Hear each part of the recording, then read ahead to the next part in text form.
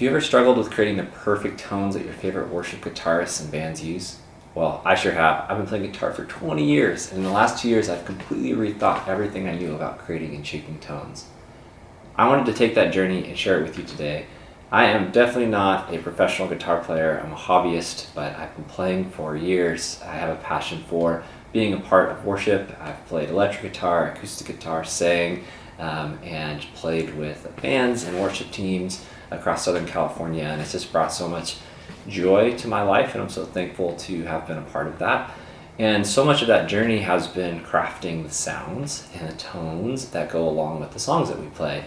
And 2 years ago, a good friend of mine and worship leader said this nugget of wisdom that totally changed how I approached and how I looked at worship guitar and the sounds that I was creating. And I'd always built my pedal board to go after things that I thought were great sounding or the perfect sound or the perfect tone, but then that was actually a really frustrating experience because then I felt like I was chasing this thing. And as you all know, as guitar players, there's no such thing as perfect, right? It all has to do with what we enjoy and want to sound like and what connects with the audience and the type of music we're trying to create. And so especially as a worship guitar player, so much of what we do is fill space and create a sound.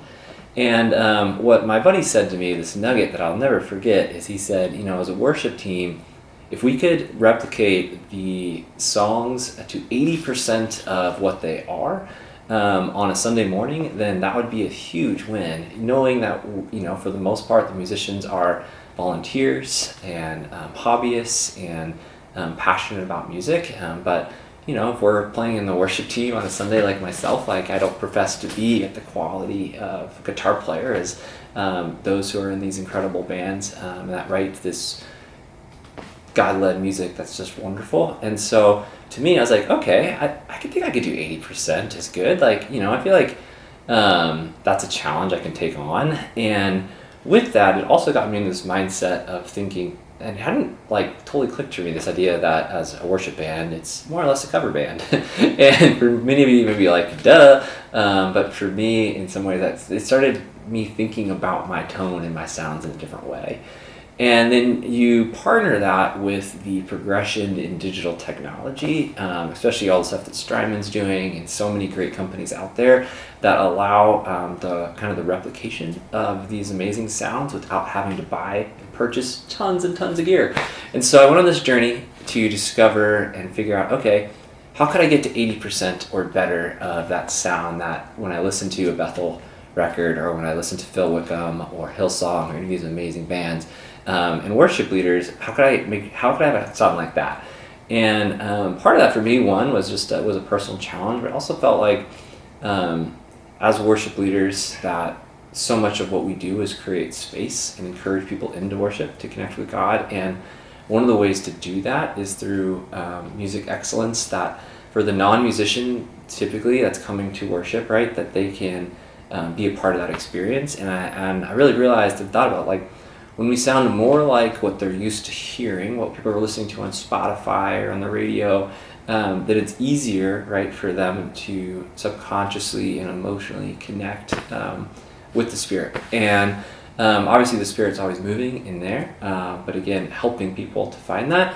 And so this challenge of okay, well, how do we create this sound that's more like what people are used to hearing, in ways that without having to go buy $10, $15, $20,000 in gear and 3 amps and all these crazy guitars and these pedal boards that are so big. That was another part for me, is I just didn't want to carry around a giant pedal board. I'm like, man, I got enough gear to move around. I got to move it in and out on Sundays, and I'm packing it at night after my kid goes down. It's I don't want to carry around a 50-pound pedal board that has every little perfect sound and noise. And so that was kind of the framework for me for this challenge of, okay, could I create a board that was able to get to 80% or more of the sounds and the tones of the bands and the worship teams that we're playing? And I'm happy to report the answer is yes. And through that journey, it's man, I have to share this. And I'm so excited to share this. So I wanted to share it with you all. So for me, I was thinking through what are some of the main bands and teams and worship leaders that I listen to and that we lead with Sunday at our church.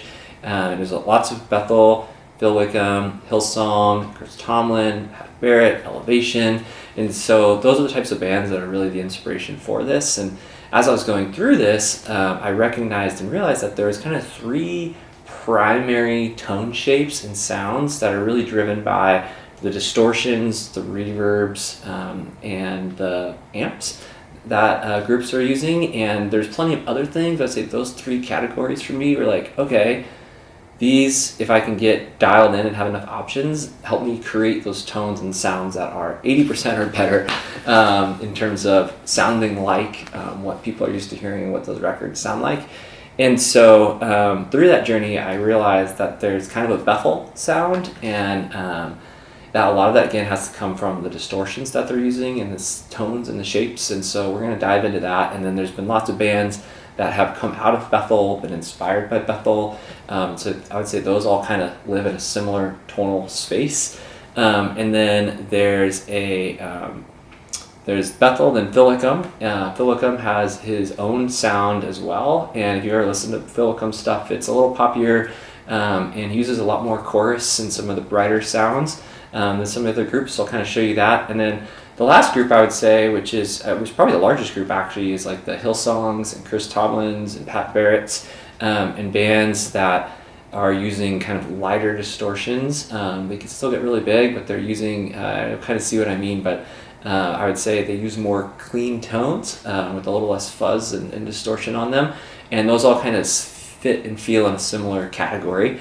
And so with that, I was able to use that as inspiration for these tones and these shapes, and was able to craft a pedalboard.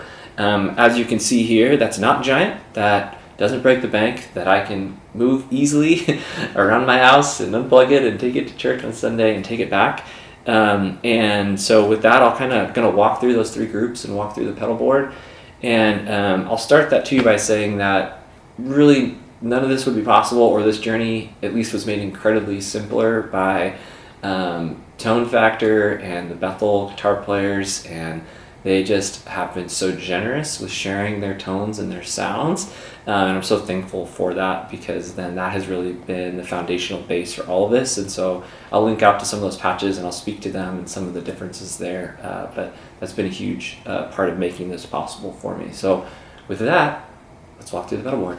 All right, let's walk through the pedalboard. This pedalboard has gone through lots of iterations over the years, and I feel like every time I tweak it, you just get that much more excited about it. As I mentioned, after about a 2-year journey of really tweaking, and I've completely redone every single thing on this board from where I started. I'm incredibly happy with it.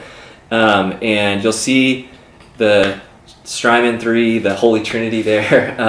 And like I said, actually that's a huge piece of making this possible, because of the ability to utilize the digital patches that have been provided by the Bethel team and through Tone Factor, and they've just done a really amazing job of creating that so that you can replicate these sounds easily and use them kind of pretty much anywhere without, again, having a huge setup. And then so I'll go, where do I want to start? Actually, I'm going to start with the Iridium, and I'll kind of walk through the board, and then from there I'll go through, I'm going to speak to the 3 different kind of tone shapes and sounds that I was talking about earlier. But I'll just start with the board and walking you through kind of how I have it configured and what these different things are. And some of the things I learned along the way when building a board, and I've bought lots of different pedals and tried different things along the way. And so with that being said, there's so many ways you can construct these boards. There's lots of incredible pedals and cool things going on, and amazing companies that are just creating great gear. And so, like I said, this was structured from a perspective of how do I replicate the sounds of these bands and as closely as possible, not necessarily how do I create a quote-unquote best tone or best shape, because again, there really isn't that. There's best practices for how to sound in the realm of like, okay, no, this sounds good, right? This is doing all the things we want it to do, but then from there, there's so much you can do to create differences. All right, I'm gonna start with the Iridium. I love that thing. I don't even travel with an amp anymore. It's game changing, and to be honest, I was never happy with the amps that I traveled with, because I always loved the AC30, but it was too big. I never wanted to travel around with it, so I felt like I was always taking some of the tone away from what I wanted with the amps, and so the Iridium really changed the game. So the Iridium is basically an amp modeler, and they have a Fender Vox and Marshall kind of classic amp sound with different kind of speaker and cab setups, and so you can mess around with that and totally dial them in. It's awesome. You can have a favorite setting, and so it's just been amazing. And then with that is you can actually download digital presets and IRs that go along with it, and that comes again with tone factor. So basically all the Strymon setups you can actually download from the Bethel team, the exact setups they're using. It's again amazing. This wouldn't really be possible without them, or again it would be way harder. So the Iridium allows me to mimic the tones and the amps that are being used by the Bethel team, and I just absolutely love the tone setup. And they typically use multiple amps, and they're able to just crank them up and get the best possible sound out of them that honestly I've never been able to even turn it up loud enough at most of the churches I've played at in my career. So this just allows you to do all those things you would want to at the professional level, but literally right there. Okay, and then this isn't necessarily in order of how they're wired, but it's going to go in order of how I'm looking at them on the board. So the next is the Strymon Big Sky, so the reverb set, and I just feel like all these Strymon pedals are kind of a staple of worship these days. That's probably the most consistent element of any of these pedals is the 3 Strymon. So you got the Big Sky for reverb, you got the Mobius for like tremolos and kind of fun effects and choruses and phasers and all those types of things. So it saves you from having a bunch of different pedals. It's kind of all right there in the Mobius, and you can preset it. So love that. And then the Timeline, obviously, which is kind of the classic Strymon delay. That's just a beautiful pedal. And so I would say those shape a lot of the space-filling sounds. Between the 3 of them, there's everything you would want. So there's one thing on this board that you won't see that's on a lot of worship boards, and that's the Pog pedal. And the Pog pedal allows you to do the octave sounds, and so that gets used by a handful of bands. But I would say that sound tends to be, even when it is used, is mild, and so the average listener wouldn't be able to pick up the difference, especially in a mix. And to be honest, I ran out of room, and I was kind of deciding, do I want a boost? Do I want multiple amps, or do I want the Pog? So that was the one I had to sacrifice here. But that being said, I could switch out one of the distortions if there's a certain set on a Sunday. Like, this has to have a Pog. And if you have no idea what I'm talking about, then don't worry about it. You probably won't use it that much anyway. And if you love the Pog, I'm sorry. And then I have just a mini compressor. There's other compressors out there, but it just felt like this SB compressor just fit on the board. Sounds really nice. You'll notice I have a lot of these mini pedals. I have the mini tuner right in the middle there. And then I have a volume pedal.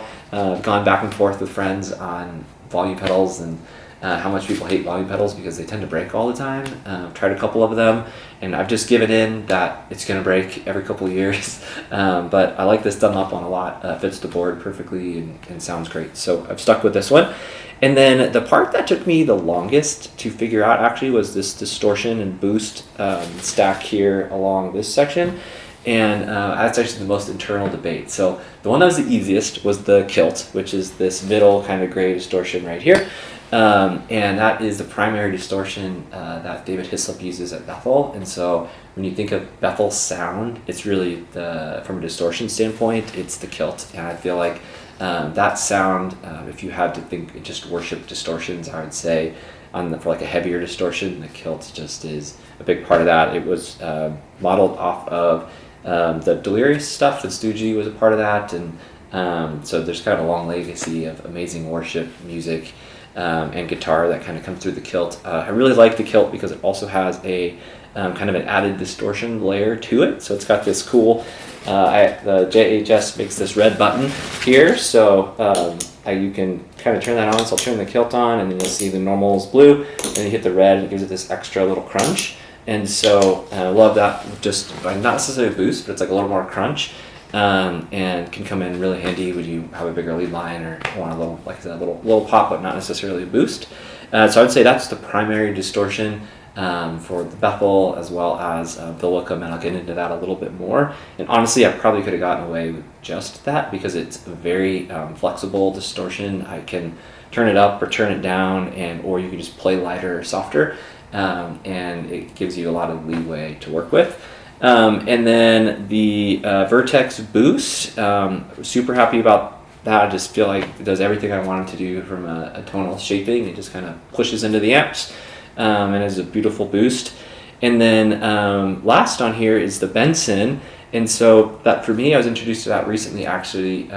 That's also got that from the Bethel team, and Kenyon from Tone Factor. And the Benson is a much more, I would say, it can go from clean to fuzzy and has a lot more range in what it can do, as opposed to the Kilt. I say the Kilt kind of has one sound and it does super well. The Benson has more range. I don't ever use the really fuzzy parts of it. I feel like that's tone I don't hear much in worship, but the clean distortion or kind of lighter distortion on the Benson I love.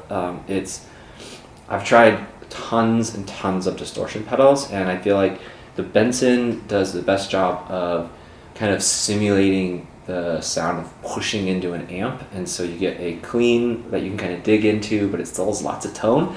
And like I said, you can do a lot. It's got the 4 different kind of tone knobs with the treble, the bass, and the drive, and it just is an incredibly flexible pedal. But I use it primarily as it's a really nice balance to the Kilt. And then they actually stack if needed as well. So there's a few songs where the Benson in the big parts doesn't give me enough crunch, and so then I can actually stack it with the Kilt, and then I get that as well. So Benson is newer in my world, but yeah, totally love it and highly recommend it. And so from there, kind of the last piece I wanted to speak to is then, okay, well, how do you create the sounds of kind of those 3 main sounds? So I'll start with Bethel. Bethel's the easiest because they provide all the presets. So again, go to Tone Factor. They have a whole Strymon pack, so you can get all of and they have it structured in 2 different ways. So David Hislop actually sells his like actual presets that he uses by pedal, so it's awesome. So you're like, oh, we're playing Raise a Hallelujah this Sunday? Okay, great. Boom. I have the David Hislop Raise a Hallelujah presets.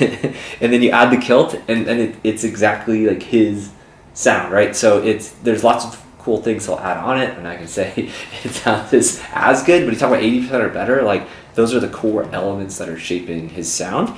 And then I will add to that then on the Iridium, the Bethel team also sells the presets for the amps, and so I'm using actually the Bethel patches for the Tone Factor patches for the Iridium, and so then it's modeling off of the amp that David Hislop is using, and I feel like it's it's better than the standard presets that are on the Iridium, but then also again it allows you to give it that tone. So it's like you got the amp, the distortion pedal, the verb, and the delay that are being used by the Bethel teams and David Hislop, and it's just like a beautiful thing.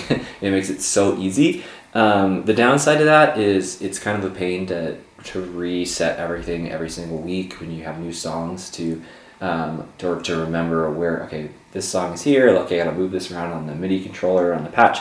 And so the other thing that I love about the Bethel team is, so on Tone Factor, they also have a ability to just buy the general tones that aren't necessarily song specific. So I'm kind of flipping through here. You can see some of them, and these sounds. So I use this general tape now as like my standard delay that comes from Tone Factor, and use that for like 80% plus probably of songs.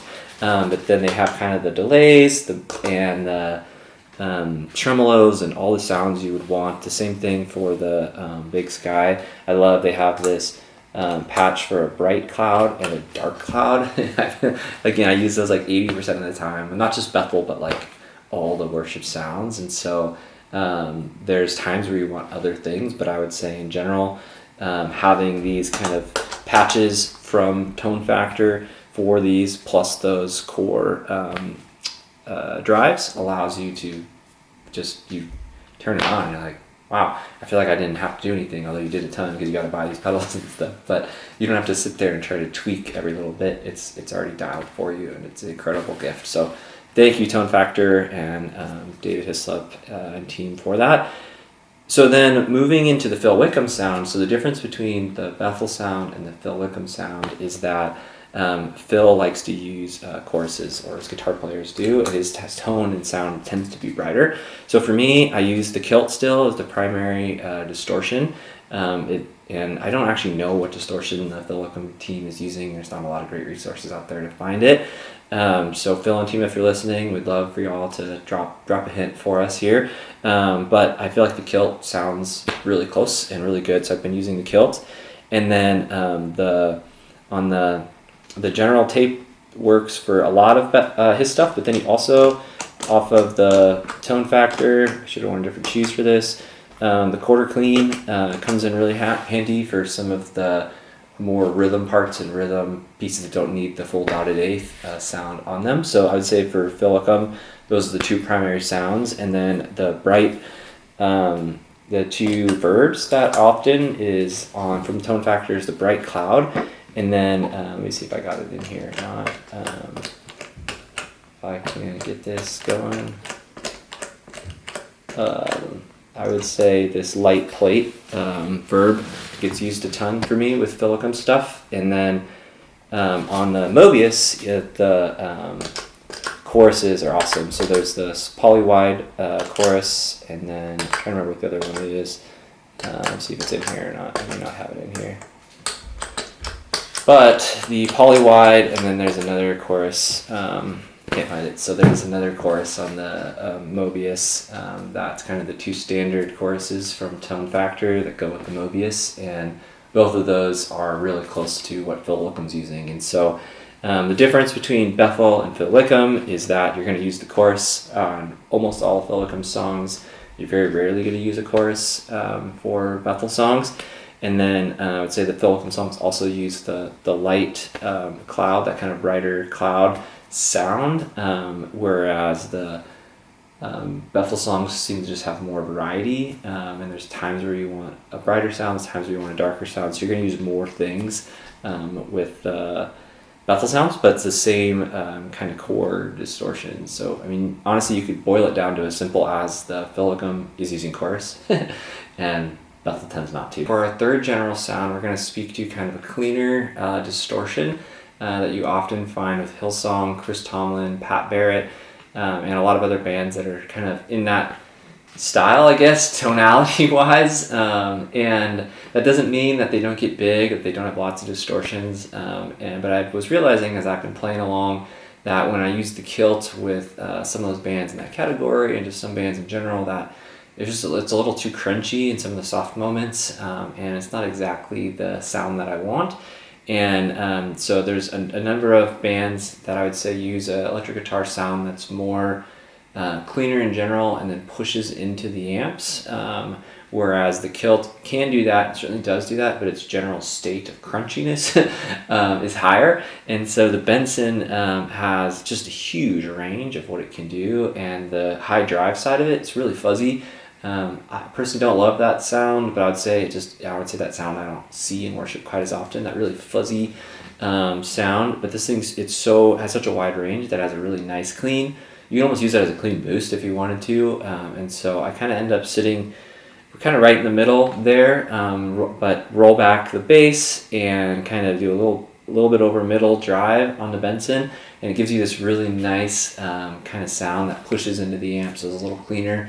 And I realized with, like I said, those bands that just use a cleaner but full sound that's not purely the amp. This Benson does such a wonderful job of kind of replicating that. And then with that, though, the kilt stacks really nicely on the Benson. So there's certainly times where it doesn't give me enough crunch for kind of big bridges, and can stack the kilt on top of that. And works really nicely. I very rarely, when using the kilt as a primary drive, stack the Benson, because I would say it gets kind of lost in it. It doesn't make a big difference. If I wanted more, I'd either use the kind of red button to turn on the overdrive, I guess the second drive for the kilt, or the boost. And so, but when using just the Benson and you need a little bit more, the kilt could be a great option, or if you just need it to be louder, a little punchier, the boost works as well. But I do find in big bridges and stuff, being able to add on a little bit more on top with the kilt kind of rounds out the needs for a lot of those bands. And then there's the Tone Factor for the Mobius has a really cool tremolo sound, and I feel like there's more and more times where people are starting to use tremolos. There's a tremolo being used on the new Bethel record as well. I think about some of the down parts in Another in a Fire. There's a tremolo piece, so I love that on the Mobius. And then chorus is typically not used kind of in this range, so it's typically less effects, and so oftentimes may even use a quarter clean instead of the full dotted eighth, or kind of a lighter plate reverb as opposed to the kind of cloud reverb. And so the plate, I would say, just is a more traditional feeling reverb. It actually comes from, like, they would literally shoot the sound off of a metal plate and bounce it back in the day to get that sound. That's why it's called a plate reverb, as opposed to that cloud reverb, which is really that airy, full sound, which I would say is probably the predominant reverb sound in worship, and it's certainly used a lot kind of in this third category. But I do find a lot of times where it's too much verb in this category, especially if you're doing a little less of the distortion and the guitars are not filling as much bass, but kind of tonality, kind of just locking in, but not filling everything with the guitar. That sometimes I end up using the light plate or the quarter clean more.